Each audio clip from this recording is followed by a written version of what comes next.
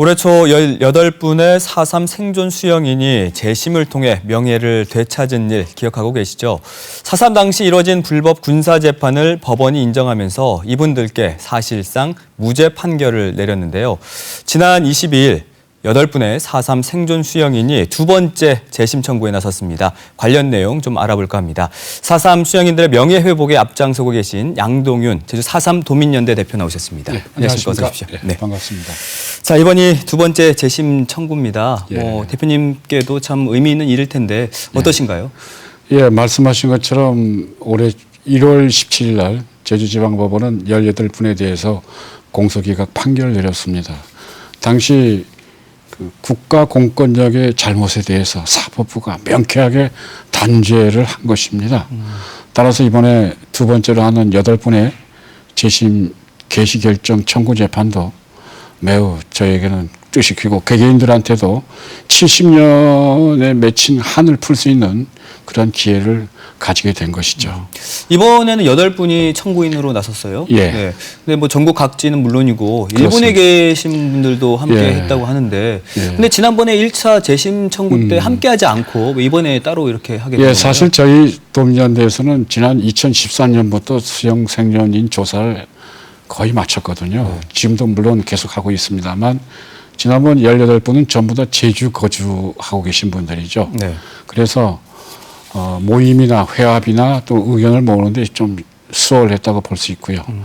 이번 같은 경우는 서울, 인천, 부산, 안양 그리고 제주도에 3분 그리고 아까 말씀하신 일본의 동경에도 한 분이 계셔서 이분들을 이렇게 의견을 모아내는 데는 조금 시간적 예, 또 거리감 또는 그 공감을 가져가는데 약간의 문제가 좀 조정하는데 그 시간이 좀 필요했습니다. 1차 재심 청구는 모두 군사 재판을 받았다는 그런 공통점이 있었는데 예. 이번에는 일반 재판을 받고 복고를 치른 분들도 한 분 계시죠. 그렇죠.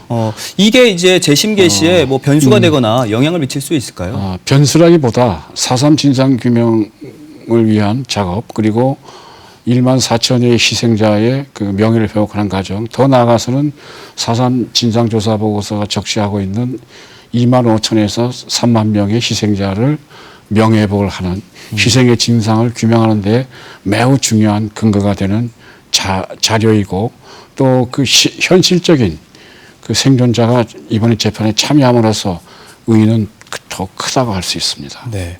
일반 재판 기록을 갖고 있는 4.3 수영인들에게 이렇게 또 무죄 취재 판결이 내려진다면 이 또한 역사적인 판결이 될 수 있을 것 같거든요. 그렇습니다. 어떤 의미가 있을까요? 예, 4.3 진상조사 보고서는 그렇게 적시하고 있습니다. 1947년 3월 1일부터 1954년 9월 20일까지를 4.3 기간으로 이렇게 기록을 하고 있거든요. 그런데 지금 군사재판 같은 경우는 48년과 49년의 희생자에 대한 기록입니다. 그런데 일반 재판이라고 얘기를 한다면은 47년부터 4.3이 끝나는 54년까지 기간의 희생자를 진상을 규명하고 그 명예를 회복해야 되는 하나의 그 객관적이고 공식적인 자료가 되는 것이죠.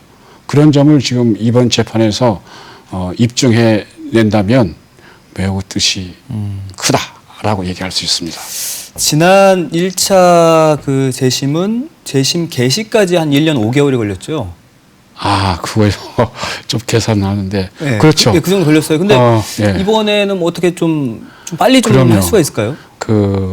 뭐 이렇게 많은 분들이 얘기했죠. 유례가 없는 재판이어서 뭐 그런 기간이 필요했는데 아마도 선행 사례가 있기 때문에 저희는 좀 더 빨리 끝나지 않을까 또 빨리 끝나기를 기대하고 있습니다. 네, 재심 개시와 판결 지난번보다는 분명히 빠르게 진행이 될 것이다라고 예상을 해주셨고요. 그럼 더 중요한 게 그럼 이번에도 그 무죄 취재 판결 얻어낼 수 있을까요? 당연하죠.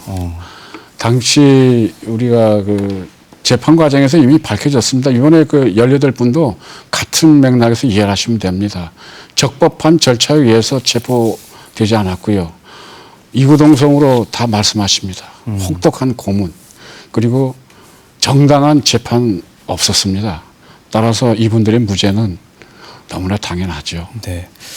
올해 1월에 무죄 판결을 받은 그 18분은 이제 형사 보상금을 예. 받게 되셨고 예. 또 국가를 상대로 해서 이제 손해배상 청구 계획도 가지고 지난주에 형사보상금을 받으셨습니다.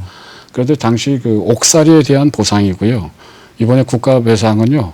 이분들이 70년 동안 겪은 정신적, 육체적 그 희생 사실에 대해서 배상금을 청구할 것입니다.